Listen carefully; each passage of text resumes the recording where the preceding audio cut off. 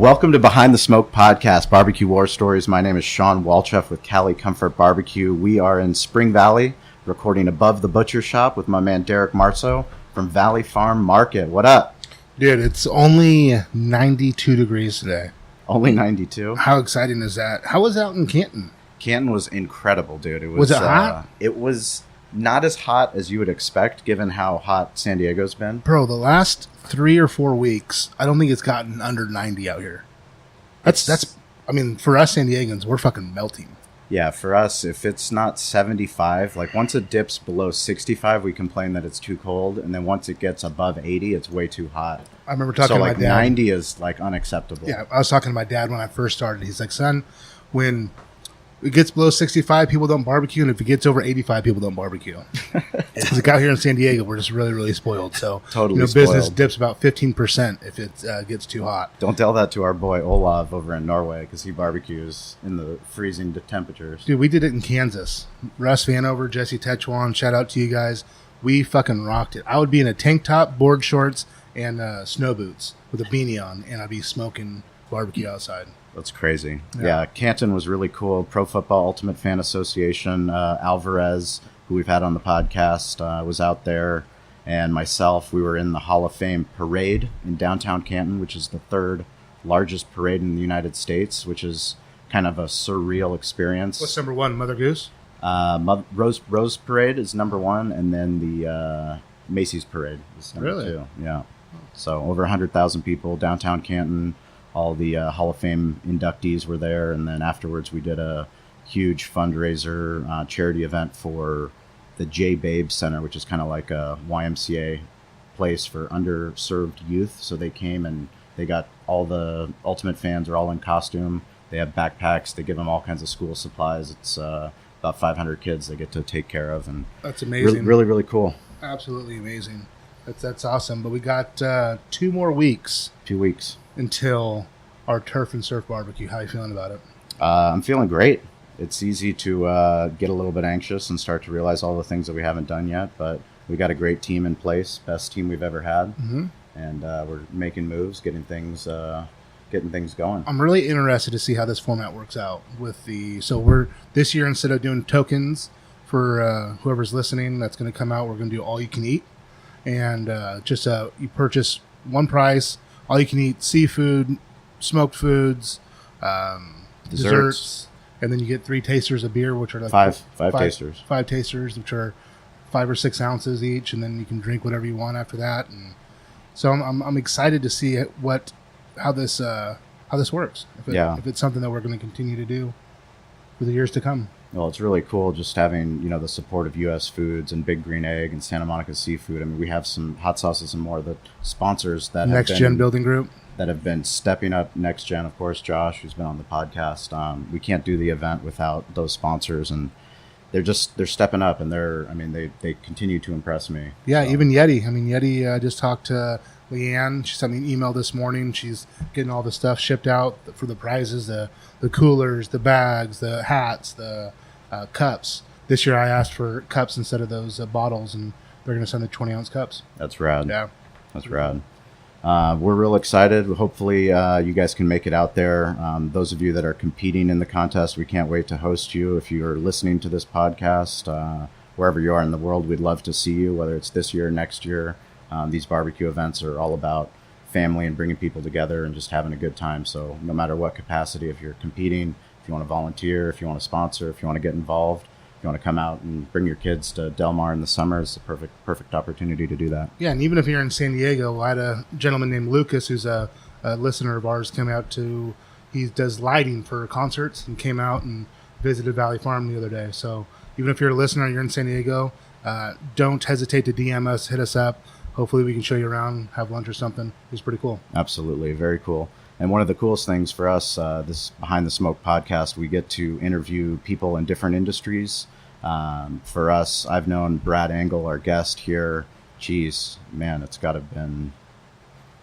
How long has it been? At least 15 years. At least 15 years. So Brad is... Could be longer. Brad is the brother-in-law of my best friend, Jack Harris, who was on this podcast with Blue Lagoon. He was roommates with Jack before he became engaged and then married Jack's sister, Sarah, who is kind of like my bonus sister. Funny how that works out. Totally funny how that works out. And it's been really cool for me as a friend of Brad to watch him grow in his family business, Flagship Cruises and Events. For us, it's kind of crazy to think that we have friends that are running organizations like Flagship, which is the major tourist spot for anyone coming to visit San Diego. The chances that you've been on a Flagship, one of their ships, to whether it was going over to Coronado or going whale watching or going on a dinner cruise or a speedboat, chances are you've probably been on a Flagship event. And to have you here, talk behind the smoke, talk about business, kind of let us know the family history. 103-year-old company. Yeah, we started back in 1915. 1915, that's unbelievable.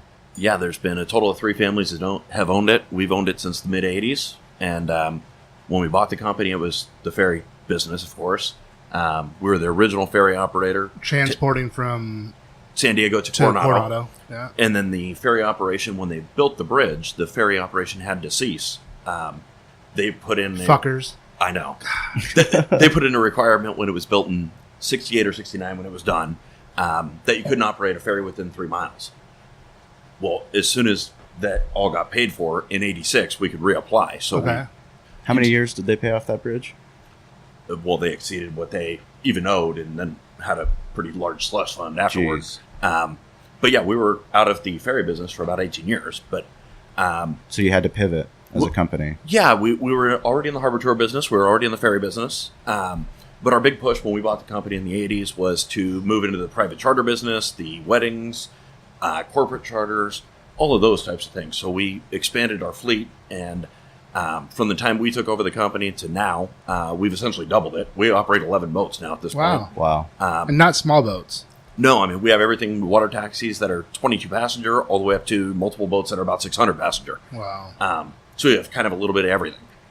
So we've really diversified in the sense of running harbor tours, ferries, water taxis, very high-end private charters and corporate events, weddings, and a jet boat. So, I mean, just really a little bit of everything. And that really, for our type of business, keeps us busy year-round, which is rare in our kind of industry, because most people either focus on the dinner cruise business or they're a ferry operator, and those things go very cyclically, and ours does not. So that, for us, works out great. I think it's one of the cool things that, just doing a little bit of background on the company, how you guys have been able to rebrand, even as a family. So you purchased it, and it was Star and Crescent Boat. Well, the corporation is still Star and Crescent Boat Company. Okay. That's the original, and we had it branded as San Diego Harbor Excursion because we were branding into the excursion business. So that was our name for 20 plus years. And then as we moved into the high-end corporate stuff in about 2011, we changed the name, changed the logo, changed the look, changed everything. Which is expensive.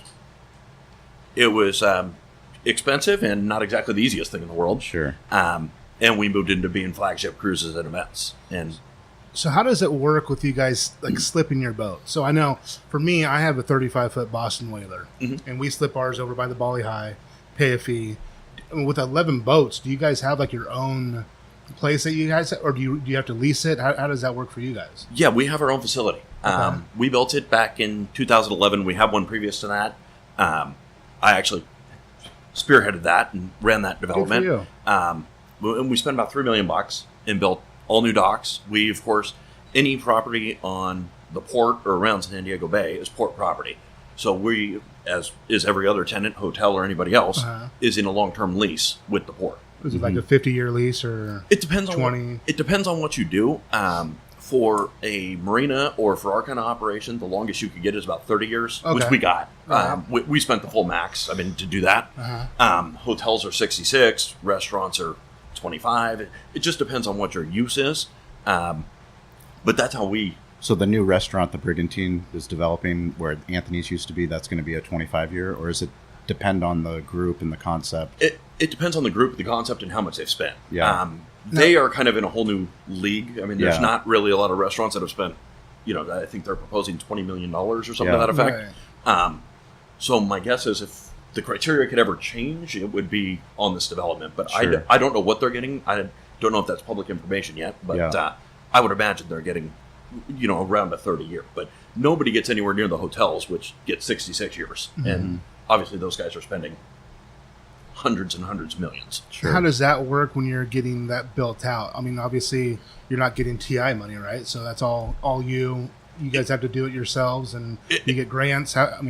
It's basically a pure trade-off in the sense of how much money do you want to spend for how much term you want. Okay. And yeah, there's no, the port does not provide any income to it, and you get to pay the port after you're done. But no, they do not provide any matching funds or anything else. So it's all private investment for an appropriate amount of term, and they have a formula based on what you do. Okay. So your lease is with the port, so that's how they're generating money. There's not like an association that is also collecting money. No, the port receives no federal money, period, or state money for that matter. The only way the port makes money is on their tenants' leases. Mm-hmm. So that's how they're funded. How far are you guys from, or where are you at exactly? What's We're right in between Broadway Pier and the USS Midway. Okay. Wow. So that's right in the middle. Yeah. We're right in kind of the heart of everything. So That's where the cool. new North Embarcadero Visionary Plan went in, that's right on our front porch. Yeah, so that's where we're at. So we had Hannes Caven from Carnita Snack Shack and Pioneer Barbecue on. Oh, yeah. You can have a cocktail at their place and then literally go buy your ticket for Flagship cruises right within 50 feet. Yeah, we have a partnership with them. Yeah. They literally are 50 feet away from us. They're Really? our retail shop is probably 15 feet from their door. Sure. So So they're how- a great partner. Talk to me about this jet boat. Yes. I've seen this fucking jet boat so many times, and for me as a fisherman, I go out. We go out early, and then sometimes depending on how good we are, we can either be coming in midday when we're full and hit our limits, or it's later. But I see this huge fucking jet boat going around doing 180s, 360s, and I think this thing's like fucking 70 feet long, and it's just flying around. Is that how big it is? It is. It is 70 feet long by 20 feet wide, and it is one cool boat. I know I'm obviously biased, but Sure. we had it built in New Jersey, which was a beautiful place. I got to go back there every 2 weeks while it was being built. It was amazing. But no, the boat's awesome. It's 70 feet long, like you said, and it literally is like riding the world's biggest wave runner. How many passengers? 130. 130. Wow. And it goes like 50 insane. miles an hour. It goes 50 insane. miles an hour. It spins on a dime, and we're generally sold out on the summer every single trip, Saturday and Sunday. Saturday and Sunday is packed. It runs 7 days a week, though. But the boat has just been an awesome success, and we painted it totally patriotic, as you mentioned. It's Right. the Patriot. So it's got an American flag and a tribute to our military here in San Diego with all the military that we have here. That was why we went that direction. So, it's a really cool boat. It's super fun. We have probably more repeat customers than honestly new customers because Really? people really just love it that much. And very safe and good for the family and just a great time. And it's one of those things in San Diego that doesn't take, half your day. Right.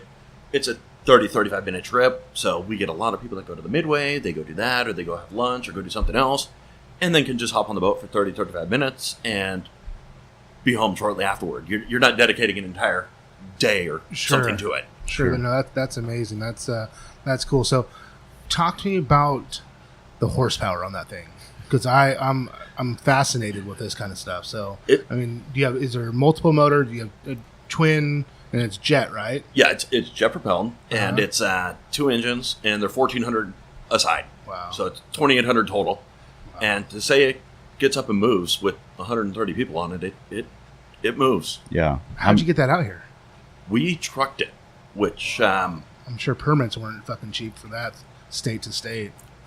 No, to say the least. Yeah. I got my boat shipped out from Indiana. It was on the Great Lakes and shipped out to California, and it was like $15,000, and I had to only get permits on 2 states, and I can't. Really? Yeah. Wow, that's insane. Just to get it shipped out here. Yeah, just the shipping alone was 6 figures. That's insane. Yeah. It Oh was my God. to say it actually went into a whole different criteria of like an oversized load to where you could only escort the boat in most states from like midnight to 4 a.m. And even with those, it needed a police escort. So some of the states actually, I forget which one was the worst. I don't remember which one was the worst. But one of the states required 4 police escorts, 2 in front and 2 behind. Try to forget those times, right? Yes. Well, Yes. well, looking back, it would have been nice to have some social media of that boat coming out because that's pretty cool. Yeah, we've got some Hey, really we got cool police photos of it. That's how cool it is. Yeah.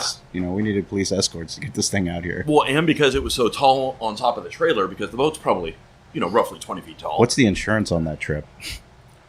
It was Not- a little... It was He tries to forget about that shit. Yeah, it was a little pricey. It was a little pricey. That's why we're running 7 trips a day, 7 days a week right now to make all that back. No shit. Whose idea was that? That was mine. That was Really? mine. Yeah. How did you come up with it? It's like a trade show, or you saw something? Yeah, I'm part of the. I'm on one of the boards for the Passenger Vessel Association, which is a national organization. So it's all companies similar to us that operate anywhere from, Chicago, New York, Washington D.C. So trade show. Yeah, and it's all owners, operators of these large passenger vessel companies, and it's everybody, and it includes everybody all the way up to like a Washington State Ferries that is running like a huge ferry system. I mean, we only carry 1.2 million people. They carry 25 million a year. So Wow. there's everybody from the small guy that operates one single dinner cruise boat in a small town all the way up to Washington State Ferries, and everybody's part of that group. But I saw that boat actually while I was in Chicago.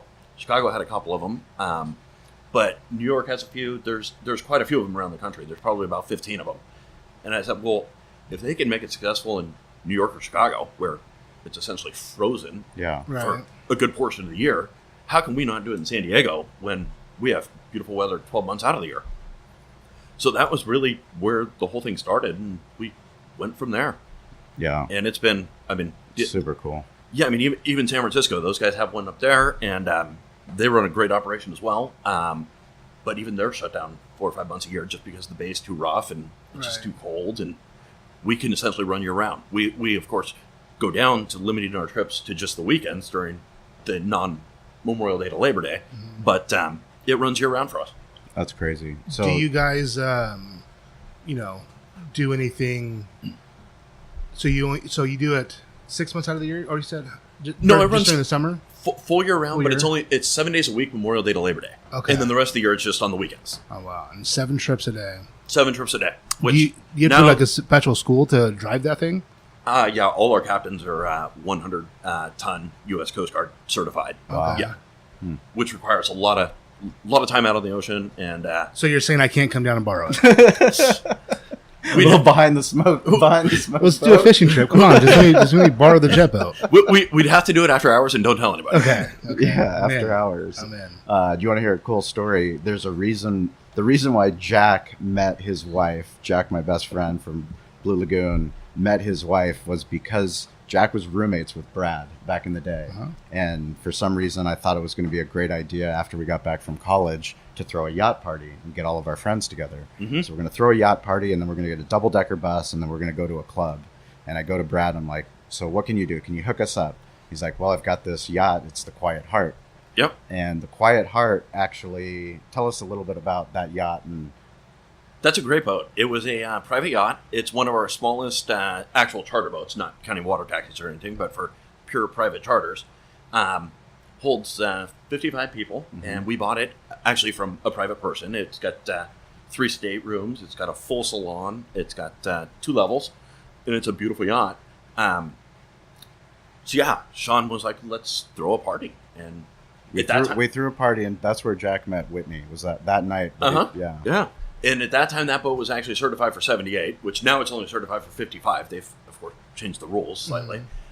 So we packed this thing with 78 people, and We had an incredible we time. threw one heck of a party. It was funny because I talked about it in my best man speech, but I didn't really realize it until you're sitting next to me. Jack owes us a lot. He should at least buy us lunch or He do should something buy. nice. He should buy us a boat. I like where you're going. That's better than lunch. Yeah, I think that's better than lunch. He should buy us a new Quiet Heart too. There we go. Upgrade. Yeah. Upgrade, Mr. Harris. We'll put it in his name. That's fair. We'll That's name it after him, but he gets to buy it. I'm down with Do that. the ferries still use cables? Didn't they used to use cables underwater to go from place to place, and so they didn't have to, motor and steer? Not No? not that I know of. Because I know out in the East Coast they had to, because the rivers would get so rough in the currents. Right. So they'd have cables. I didn't know if we did. I've certainly heard of that. I've never heard that in San Diego, but Okay. there was another ferry operator that closed down, 30, 40 years ago. somebody certainly could have done that. I don't. Right. I have not heard that though. How old were you when you started working for the family business? And tell us a little bit more about your relationship with your uncles and your dad, because Derek talks about it a lot. I talk about it. My grandfather working in the restaurant, Derek working in a butcher shop. Generational business is, there's benefits and then there's struggles that we all have to go through in that family dynamic. Talk about, how old you were when you first started working and what you were doing. Yeah, they were instrumental. I mean, they've my whole family has always been in the boat business. My grandfather started a shipyard with his brother, going back many, many years. And my uncles, my dad, all worked for that shipyard for, their early years. And they branched out and started their own shipyard. And that's what brought them to San Diego. They all grew up in the San Francisco Bay Area. So they started a shipyard here back in the early 70s. And that was what they all did. They ran that business and did that very successfully until they sold it in the late 90s. Mm-hmm. But I got involved in the business. They bought this business in the late 80s, and I got involved in 1999. So I've been there now 19 years. How old were you? 19 or 18. 18. Depending on the time of the year. Yeah. I don't know. What'd you do? I started off at the lowest possible level. I was our Deckhand? No, I was a part-time photographer. Oh, so yeah. We still, as you know, we take pictures for everybody that gets on board. And I was going to college. My dad said, well, if you want to eat, you better get a job. So so I did that through my first few months of college during the summer and said, well, this is actually really fun. I actually really enjoy this. So I'm going to just stay on and, work while I continue going through San Diego State. And so I did that for a couple years and one of the managers of the photo department got, moved away or did something else. So I became a manager after a few years. And then coincidentally, as I was graduating, the director of operations, who had been there for many years, was a great guy, and we thought would be with the family or forever. So I was filling out resumes. I was graduating. I was ready. Where were to you going to go? What did you want to do? I always wanted to be in business. I didn't have anything set. I mean, it was just. My major was business management. I wanted to be in business, and coincidentally, he left within like a month of me graduating, and I was like, well, I'd like a shot at it. I'll give it a try and see if I can do this.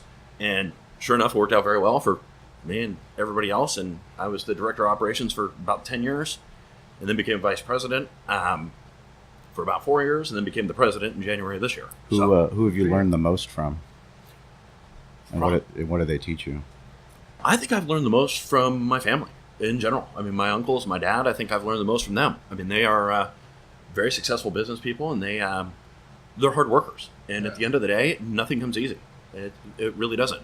And one of the things I've always thought in business is, my mom forever as a kid said, treat other people like you want to be treated. Sure. And I've always thought your mom's amazing. I've always, you have to, I mean, you guys know in business, you have to make tough decisions, and some of them are just not fun. I mean, there's nothing. You have 160 employees. There's 160. all their lives and all their families are impacted by the decisions that you make. Yeah, everything. I mean, with families and stuff, and everybody that we're supporting. I mean, we're at 400 or so. But yeah, 160 actual employees. And I always try and treat people with dignity and with respect. And you have to make tough decisions, and that part's not fun. Firing people is literally my least favorite thing that I have to do. Right. But you got to do it. You got to make those decisions. But at the same time, you can be respectful when you're doing it. And I think that to me is a big factor. For me, I had a hard time learning from my dad, in a sense of him wanting to take time to teach me. I learned more from watching my dad, because for whatever reason, in 90% of it's me, because I'm hard-headed and I'm stubborn. But just watching him and seeing what he does, and I don't think I realized how good he was at what he does until about 5 years ago, where I really, he retired, and then just kind of like there was something missing, and I'm like, man, what's missing? Like, I know my dad's gone, but it's like he's just another body. But it's what he brought to the store, how he treated people. Everyone wanted to talk to Don. Everyone wanted to talk to my dad, and it's like, man, I want them to want to talk to Derek, and I've gained that. But it wasn't until then to where I realized, like, I've learned so much from him. Not just saying, hey, okay, here's how you cut. You never cut over your hand. You never do like that shit. Like, I'm like, don't fucking tell. I know, you know, but that's just me being stubborn. But just watching him and how good he was at what he did and how he treated other people, that's probably where I learned the most. It's just watching my dad, you know. Thank God I didn't watch my uncle too much. I just watch my dad, because he was just amazing. Yeah, I mean, my hands-on experience definitely came from our past president, George Palermo, he's still my vice president now in finance. Mm-hmm. And he was the one that was like, grabs you by the hand and showed you how to do things. Right. Whereas, exactly like you said with your dad and my dad or my uncles, they're in the office 2-3 months out of the year. I mean, they're not there very often. But watching them, because they do not spend the time saying, here's how you do X, Y, Z. Sure. But the watching by example is that's perfect. I do absolutely relate to that. That's exactly the same. They never said, this is how you do this, but you just watch them, and that's how you learn how to do things. Yeah. But our past president, he was the one that would pull you aside and say, you know, this is how you walk through these different things. And that was how I really learned a lot of our business. Yeah, it's funny that you say that, Derek. I've noticed recently there's things that I would disagree with my grandfather, you know, all the time. When we were going to his real estate properties, or I was working with him, I was helping him out, and we'd have these disagreements. And now I find myself literally saying the things that he used to say to me, because now they make sense. You know, before, it's like when you're young and you're fighting it, you're like, oh, you don't get it, Grandpa. And it's like, he's telling me something because he's been there and he's done that. Is there anything that, you know, Art or your dad or your uncle, that they parted on you, that you find yourself now going, oh, I remember hearing about that at the dinner table or wherever you heard it? God, all the time. I mean, I don't even think I can give you an example. It's just no, all the time. I mean, all the time I hear myself, I'm like, wow, I sound like my dad, or I sound like my uncle.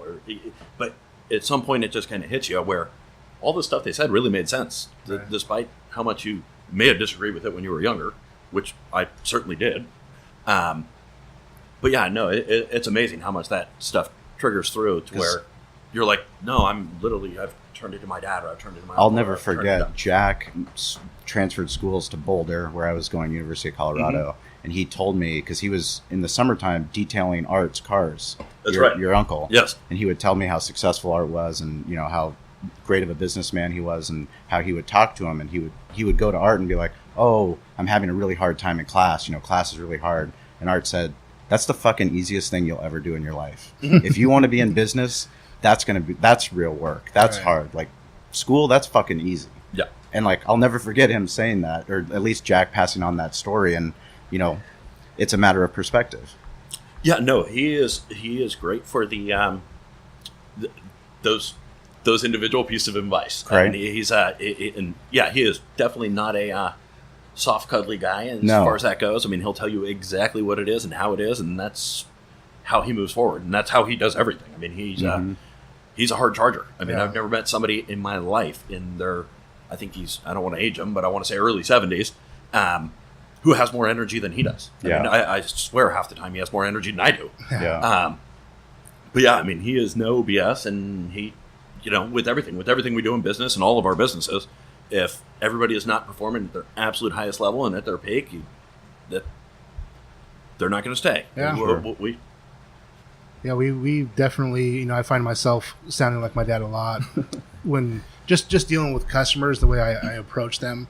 But something that I really understand now that I didn't understand when I was younger is that, you know, my dad would say, son, it's about making an honest living, coming to work every day and grinding it out. And there's something to be said for that. And for me, I was like, I want it fucking now. I want it done. I want it was almost that instant gratification. I was like this young kid that just fucking wanted it now. And now, I mean, having this podcast, how many times do we talk about trusting the process? Yeah. We always talk about, you know, in 10 years, when we look back, some of the best times are going to be what we're doing right now. You're right. And just going through it all. And we have to trust that process, and just doing and you have to find the fun in it. And for me, I was always like, well, my dad just comes in here and he just does the same thing every day. And he just like kind of, you know, but I'm like, that's him going through the process of doing things for other people. I didn't realize how gratifying that can be until I started doing it. and starting to see the looks on people's faces when you're treating them kind. And as the owner, when they look up to you and you bring them in the office and you talk to them, you say, hey, how are you doing? Like talk to me about what's going on. And you can just see the weight lifted off their shoulders. And it's just by being a kind human being, and not worrying about the transactional thing that's going to happen right away and in the monetary gain. It's you worrying about the other people. I work with a packing house called Greater Omaha, and the gentleman Henry, who's the owner, just a very, very fascinating person. I flew out there last year. I'm going to fly out there again this year. But talking to him, we were talking about sponsorships, and the general manager, after I got done talking, goes, what the fuck did you do to him? And I'm like, what are you talking about? He goes, he never talks to anyone for 2 hours like that. And I'm like, well, we just started shooting the shit, and it was a good conversation. But what he was saying is that he doesn't necessarily do like a lot of sponsorships. Where the guy runs a $1 billion company, and it's not because he's not giving back. What he does is he takes that money, and he sends his employees' kids to college. He does everything internal. And so he's doing everything for the people that are doing things for him. And it really opened my eyes to, like, you don't need to really worry about the outreach as much as you have to worry about what you're doing for your people that are helping you in your community. So I don't need to try to conquer the world's problems. I just need to make sure that I'm doing the best I can for the people that I can touch. And that hopefully propels them to do the same. And then it's that cascading effect that everyone does it. When you have this wide vision of you want to, save everybody and do it, well, start with your community, start with your people, start with the people that you have here in your community, my employees, start with them, and then that hopefully will gravitate to other people. Absolutely.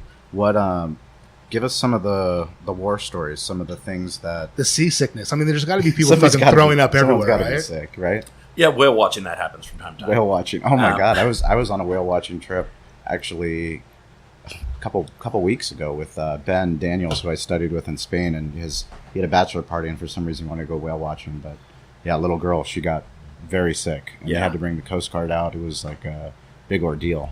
Yeah, we don't have too many seasick stories for anything other than whale watching. Everything else we do stays not on that boat. No, everything else stays in the bay. How big are those boats, though? Those whale watching boats have got to be big, right? Whale watch boat's 100 feet long. Yeah, Wow. It's a good sized boat, right. And it. In the bay, it's actually allowed to have 450 people. When we go whale watching, we just do 250. Okay. But it's a big boat. But yeah, people do get sick from time to time. But we're pretty aggressive at calling off whale watching if the seas are too rough.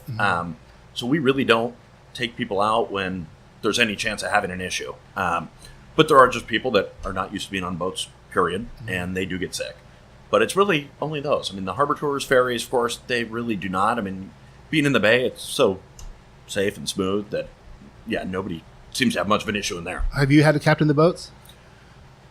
I'm not a captain of the boats, but I may have You've had to. I may have driven a boat once or twice here and there. Mostly the Patriot, actually. I don't really think I've driven many of the other ones other than our small boats. But before the Patriot had its Coast Guard certification, I may have driven it once or twice, but right. I can't confirm that. Right, you can't confirm or deny. Do you like to go out on boats? Like, sometimes they always say the housekeeper doesn't like to keep their house clean, and the mechanic has a shitty car. Do you like to go out on the water? I do. I love boats. Yeah, I love having friends with boats, though. Yeah, someone else's boat. Friends with boats are awesome. Yeah, but I do love going out on our boats. I don't get to go out on them as much as I'd like. I'm usually only out on them about once a month with my schedule. But I do like to go out on them and bring the family out. We typically like to go on like the brunch or one of the, food cruises because it's great for the kids. My kids are little. And I'm just waiting for them to get big enough to go on the Patriot so that I can ride it like 3 times a month. Yeah. But, is there an age? Technically the age for our cutoff is it's 4 and 40 inches. Okay. My son's 5, but he's not 40 inches. No, he's 40 inches, but he's not exactly a thrill seeker, so we're going to give him a little more time. Yeah, Wyatt's definitely not. My daughter, on the other hand, is only 3.5, and she would ride it like in an hour if I put her. Right. Yeah, she would drive it, she would ride it, she would do all of it. Right. Yes. That's awesome. Yeah, that's how my kids are too. Actually, both my kids would be ready. They're 4 and 2, and my little one, obviously 2 months wouldn't do it, but my 4 and 2-year-old would definitely. We were doing it swimming this weekend and jumping off rocks in my sister's pool, And I was just having anxiety about them jumping off this, 5-foot rock into the pool, and being 4 and 2 years old, it's big for them, Yep. No fucking problem. Just fucking went and I'm like, oh my God, having so much anxiety about them. Nope, no problem. Just jumping right in. Yeah, we went to SeaWorld last weekend, and she saw Electric Eel, which is their new big roller coaster. Oh, yeah. It was like, we need to go on that. I'm like, I think you're 12 inches Yeah. too short. Right. You're not even remotely close. Right. Tell us about the events that you guys do. I mean, you do weddings, you do holiday events, and your culinary program, because we have a lot of people that they obviously barbecue, or they want to get into barbecue, they want to get into events, and there's a lot of moving parts once you get into the food service business. Yeah, culinary program. Isn't it enough to just run the ships? You guys got to be doing food as well. Food and beverage? We want to make it as complicated as absolutely possible.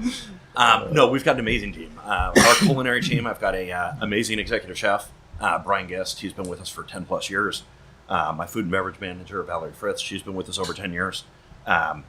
We've got a full executive chef. His team, he's got about 10 or 11 people underneath him.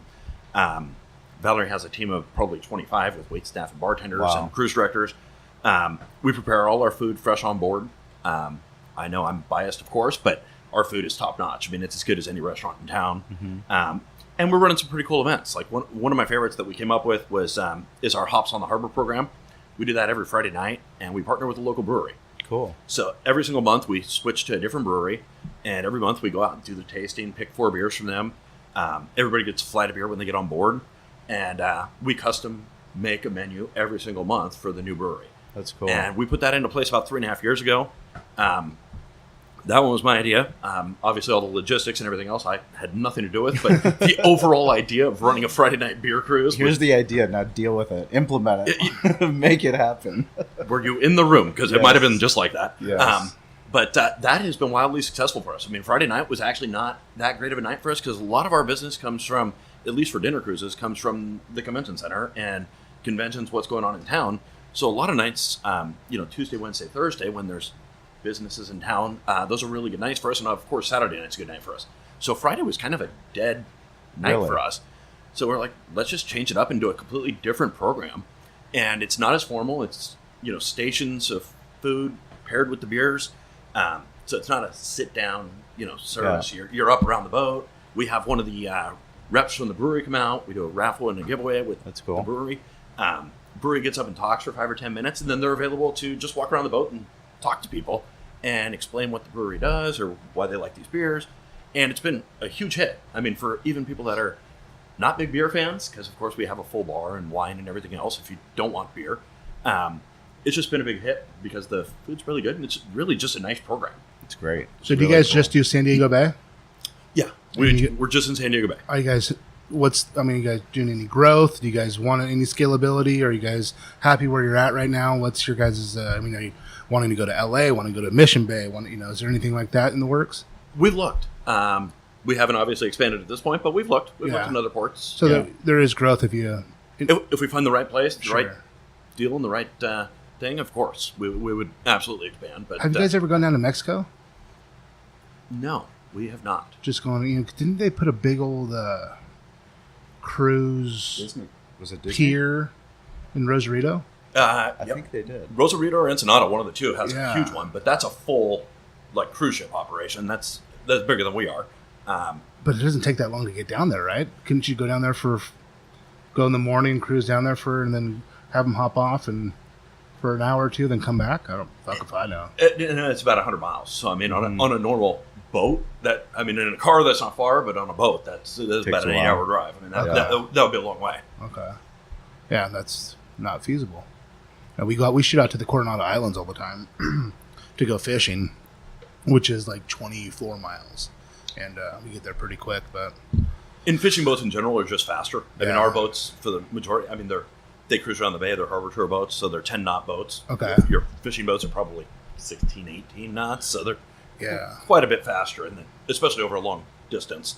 And that's a lot of fuel. A lot of fuel. That's a lot of cost. Yes. To make sure it happened right. Yeah, because depending on which boat it is, you're burning somewhere 30 to 50 gallons an hour, depending on what it's doing. On my boat, we get a mile per gallon, which isn't very good. We have 3 outboards, three Mercury 300s. Oh, okay. And so you get there rather quickly, then. Yeah, to the islands, I mean, I can cruise depending on. I mean, it just depends on the weather, man. You know, sometimes everyone's like, "Oh my God, it's great that you have these motors," and it's like, well, I can't always use them and open them up unless I'm in the bay. I can get the boat up. I got the boat up to like 48 miles per hour the other day, which is fast for a 35-foot boat. That's moving. But going out to the islands, you know, just depending on the swell and how it is, you know, you're looking at 20 knots, you know, 25 knots, and then you push it. But it depends on who's on the boat too. You know, if you have some older people on there, you kind of want to, you know, put the nose up a little bit and relax and push water more than you want to really get after it. Yeah, on the open ocean, it's kind of hard to open it up sometimes. Which You know, go ahead. No, go ahead. I was just going to say the intervals when they're so close, you know, it's really, really hard. Yeah. Which parts of your job drive you? When you wake up in the morning, the current role that you're in, what excites you the most? Kind of what are your strengths and what are some of your weaknesses? I would say my biggest thing that drives me is probably the efficiency, is making us as efficient as absolutely possible. And looking at, I mean, we have a lot of departments. We have probably, I can list them all off, but I want to say 12 departments or something. So there's always something to work on. Mm-hmm. So I would say efficiency and making things better it is really what drives me. I mean, that's and then growth is my next one. I mean, growing the company and expanding, not even so much to other locations, but I mean, we went from, I want to say in 2001, we had 100, maybe only 95 employees. I mean, we're up to 160. I mean, we're continuing to grow and expand, even though we're not necessarily expanding into other places. But I mean, the jet boat's a perfect example. And we're always looking to expand other services. How many guests visit you guys? 1.2 million. 1.2 million every year? Yeah, that's what we carry each year. It's just like, I mean, the amount of volume is just, you know, we talk about transactional businesses, and when you have that many people coming to visit you, making that a personal experience, like you said, with the photos and with the beer taste, it's so hard to create those touch points, but when you do it, you create something that's such a memorable moment. I mean, you guys have amazing reviews on TripAdvisor, amazing reviews on Google, amazing reviews on Yelp, and that's because you care about the process, you know, and caring about the process, no matter how small you are or how big you are, that's only going to lead to quality service, quality product, something that people are excited to experience. Well, and I think that's an important thing for us, is we've always developed trips or programs that are good value for your money. I mean, if you pay for it, it's going to be a good service. And I mean, one of our newer ones is our cocktail cruise that we do on the Quiet Art. Actually, it runs only Friday and Saturday nights. Mm-hmm. But for $50, I think you go out and you get cocktails. They're all custom made cocktails with appetizers, and you get to cruise down the bay for 2.5 hours. Wow, that's a pretty good value when you could very easily go spend $100 in any restaurant with nothing too exciting to see. Right. So no, I think that's a big portion of what we like to do, is create programs that really have a lot of value to them, so that we really don't get a lot of negative reviews in the sense of like, boy, I overpaid for this. No, we like to stay away from that. Sure.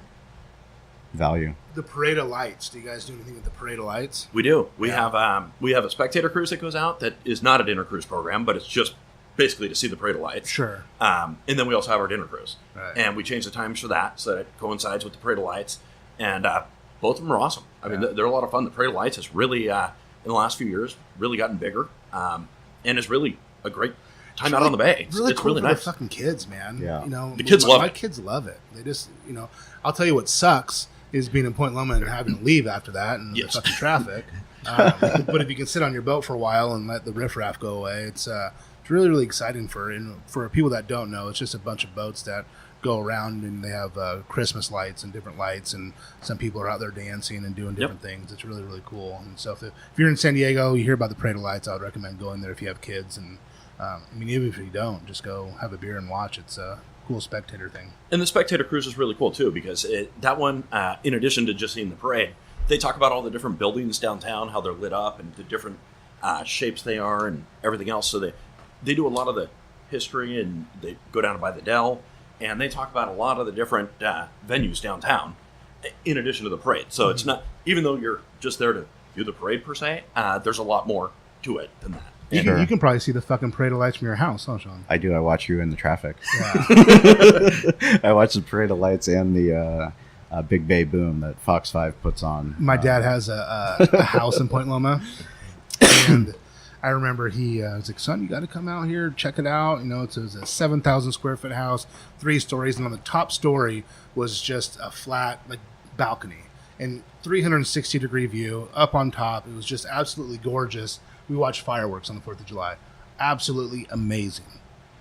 2 hours later, trying to drive out, stuck in traffic. Oh, I'm like, yeah. Dad, I am never, I can't do ever it. Never come back. doing this again. Yeah. He's like, well, you can stay. I'm like, no, dude, I'm over this. There's no chance. We're definitely not traffic people. I'm actually extremely bad at traffic. I cannot do that. I'm realizing I'm a very, very big control person. I like to just have if it takes me 45 minutes to get somewhere, I'm fine. It takes me 5 hours, I'm fine. But I just need to know that that's what it's going to take, Yes. so I can plan ahead and get it all done. Right. When all of a sudden traffic comes in and it's 6 hours, I hate being late to shit. I have anxiety about it, and it fucking drives me absolutely fucking nuts. Yeah, absolutely. Incompetent people cutting you off, and I'm just like, oh, dude, my temper does not do well with it at all.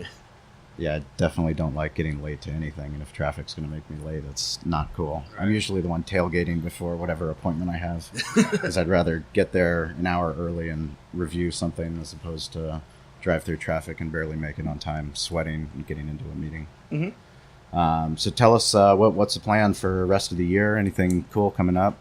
Anything? Rest of the year, we're kind of, right now, we're full swing. Yeah. I mean, right now, the summertime is kind of actually... awkward to say, but it's actually like my slow time because the boats and all of our crew and everybody is just working their butts off. Yeah. And everything is just full speed ahead.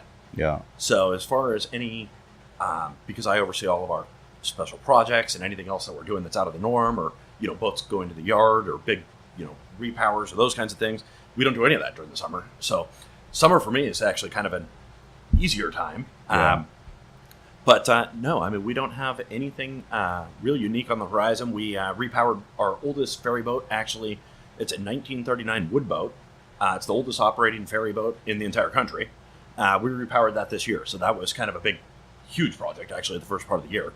And that took about 4 months because it doesn't have, it's not like all the new boats that have soft patches and you just drop the engines in. And right. In this boat, you're cutting a giant hole in the side of it. Re-putting all new wood in and making it all flush and doing all that stuff. So that was kind of the big project for the year. And obviously that for us was a big deal because to take a boat of that age that's, approaching close to 90 or so and put the finest possible engines you could put into it that are the absolute cleanest Tier 3 technology, that was kind of our huge project per se for the year. That's awesome. Yeah, for us, I mean, obviously, as we grow the Turf and Surf Barbecue Championship, we'd love to make it, more of have events throughout the week. I mean, Dana Point, who no longer puts on the contest, Arlie used to run that contest, and one of the things they did for all the barbecue teams that came, they would take them out whale watching Awesome. The day before the event. So we'd love to figure some way out to hook up the people that are coming from out of town and even the people that in town, because as San Diegans, we take stuff like that for granted. It always takes someone coming into town to be like, oh, dude, we need to get on the boat. Yeah. Let's go whale watching, go check something out. So If the whales are here, are here. migration seasons, Yep.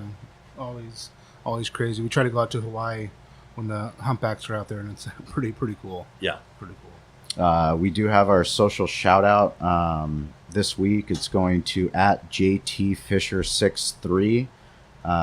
He actually just started his barbecue business called the Burnt End Restaurant, but he also is volunteering his time with Operation Barbecue Relief. If you guys don't know about Operation Barbecue Relief, they're this incredible 501c3 that helps with disasters. We learned about them last year with all the floods in Houston, and now obviously with all the California fires up in Northern California, Carr Fire. They basically provide hot barbecue meals for all the people that are devastated through the wreckage of the fires, but also to all the people that are helping through Red Cross and everything else. So shout out to our guy at JTFisher63. Thank you for tagging us at Behind the Smoke. We appreciate that, and we appreciate you volunteering. We suggest you guys go to Operation Barbecue Relief and sign up to volunteer. I know we've already talked to Robert Stouffer. I talked to him last week because he runs the California side of Operation Barbecue Relief, but let him know that San Diego, anything unfortunate happens here, we will bring out Randy Gill's smoker and help out in any way we can. So, yeah. And again, guys, if you guys are anywhere near San Diego, August 19th or October 28th, come to our events. We have the Spring Valley event. How about that trophy? Trophy's sexy, man. That is a sexy trophy. FLB, freaking laser beams. Chris is doing amazing work. He had his daughter. I think it's fucking heavy. He had his daughter, and he's still working on the thing. Congratulations on the new baby. But we have, for those of you watching on YouTube, Derek's hiding my face, which is actually better. We got some sexy trophies. We appreciate all the people that are participating in the event. We can't do it without you guys. People that are doing PC, we appreciate your patience, helping us as the event changes. We're only trying to do it for the better and make this the best event we can do on the West Coast. So, yep. If you're down here, please, we're going to put everything in the show notes, everything we talked about today. But follow at Flagship SD.